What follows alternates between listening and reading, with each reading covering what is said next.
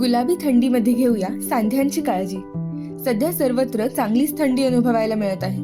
मात्र या थंडीच्या काळामध्ये संधिवात अथवा मणक्याचे विकार असलेल्या लोकांचे दुखणे वाढल्याचे बऱ्याच प्रमाणात पाहायला मिळते.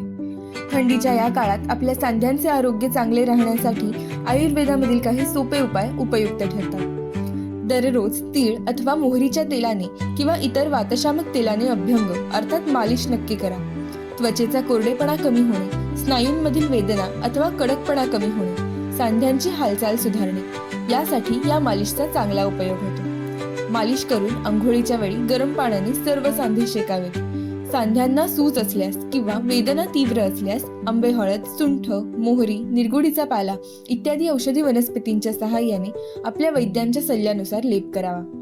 थंडीच्या काळात भूक चांगली लागते. अशा वेळी आपल्या सांध्यांचे आरोग्य सुधारण्यासाठी दूध, खारीक, बदाम, सुके अंजीर, काळे तीळ, डिंक, खोबरे, अहळीव, खसखस इत्यादी सांध्यांना मजबूती देणारे अन्नपदार्थ आपल्या आहारात असावे. आपल्या जवळच्या वैद्यांच्या मार्गदर्शनानुसार पंचकर्मामधील विविध उपचारांचा प्रभावी वापर आपण करू शकता.